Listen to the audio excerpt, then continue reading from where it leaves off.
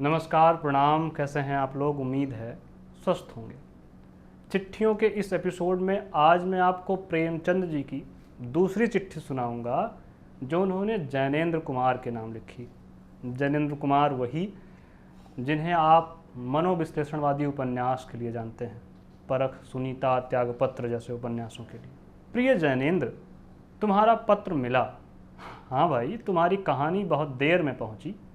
अब सितंबर में तुम्हारी और अज्ञेय जी की दोनों ही जा रही हैं। जुलाई में क्रांतिकारी की माँ नाम की कहानी हंस में छपी थी, उस पर सरकार ने जमानत की धमकी दी है। आजकल इतनी मंदी है कि समझ में नहीं आता काम कैसे चलेगा। मजदूरों को वेतन चुकाने में कठिनाई पड़ रही है, इसीलिए तुम्हारे पास कुछ भेज ना सका। जिनके जिम्मे बाकी हैं वो सांस ही नहीं लेते। रुपए मिलते ही महावीर के खर्च के लिए भी रुपए भेजूंगा और तुम उन्हें ताकीद कर देना कि मेरठ और 2-3 शहरों का दौरा करते और एजेंटों से बात करते हुए आवें। यहाँ आने पर मैं उन्हें बिहार की ओर भेजूंगा।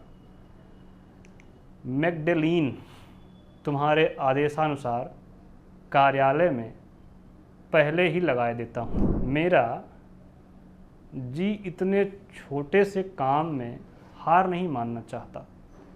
जागरण अब नफ़ा देता यदि मैं हंस और सुंदर निकाल सकता, इसकी सामग्री और सुंदर बना सकता, इसमें 2-4 चित्र दे सकता, लेकिन धन का काम अब समय से लेना पड़ेगा। मैं चाहता हूं कि तुम यह समझो कि तुम ही यह पत्र निकाल रहे हो और इसके नुकसान में नहीं, नफ़े में भी उतने ही शरीक हो जितना मैं हूं।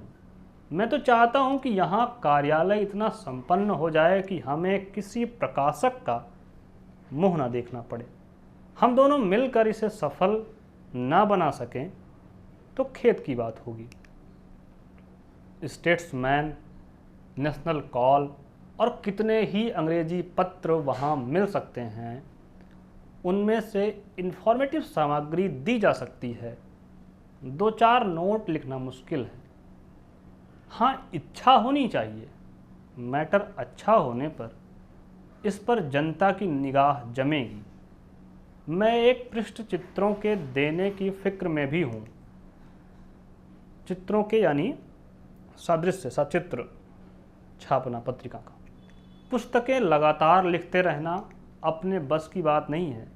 कभी कभी महीनों काम नहीं होता और ना पुस्तकों से इतने रुपए मिल सकते हैं कि उन पर डिपेंड हुआ जा सके। यह भी तो चिंता रहती है कि कोई ऊटपटांग चीज़ न लिख दी जाए। समाचार पत्र तो दुकान है, एक बार चल निकले तो उससे थोड़े परिश्रम में आमदनी हो सकती है और तब पुस्तक भी लिखा जा सकती है। ये ठीक बात है कि मेरी उम्र एक नए व्यवसाय में पड़ने की नहीं है, लेकिन मैं उम्र को और स्वास्थ्य को बाधक नहीं बनाना चाहता। तुम कम से कम 2 कॉलम का एक लेख अवश्य दे दिया करो जिससे किसी मामले पर टिप्पणी हो सके, वो भी बैरंग बृहस्पति तक मुझे दे दो। समाचार पत्रों की आमदनी का दारोमदार विज्ञापनों पर है। मैंने विडला से मिलने को कहा था। अपनी गरज से मत मिलो, मेरी गरज से मिलो। पत्र दिखाओ, उसकी चर्चा हो और उनसे खैरात तो कुछ मांगते नहीं, विज्ञापन दिला देने का अनुरोध करो। ये कह सकते हो कि इस पत्र को घाटा हो रहा है और थोड़े ही सहारे से ये बहुत उपयोगी हो सकता है। उनके पास कई मिले हैं, एक आध पृष्ठ का विज्ञापन उनके लिए तो कुछ नहीं है, लेकिन मेरे और तुम्हारे लिए वो 52 रुपये महीना का सहारा है। भाई, यह संसार चुपके से राम भरोसे बैठने वालों के लिए नहीं है। यहाँ तो अंत समय तक खटना और लड़ना है। उनसे कुछ मदद पा सकते हो तो प्रयास। यहाँ इस संसार में झेपू और मेरे जैसे शर्मीले आदमियों का गुजारा नहीं है। उनके लिए तो कोई स्थान ही नहीं है। तुम अपने में यह ऐब ना आने दो। है भी नहीं, मैं तो 2 कौड़ी दाम का नहीं हूँ। अखबार निकालना मेरी हठधर्मी है। कुछ जिद्दी हूँ और हार नहीं मानना चाहता। खेती करता तो उसमें भी इसी तरह चिमटता। यहाँ वर्षा कम हुई, घर के और सब लोग मज़े में हैं। दिलीप तो अच्छा है। भगवती से मेरा आशीर्वाद कहना। तुम्हारा धनपत राय।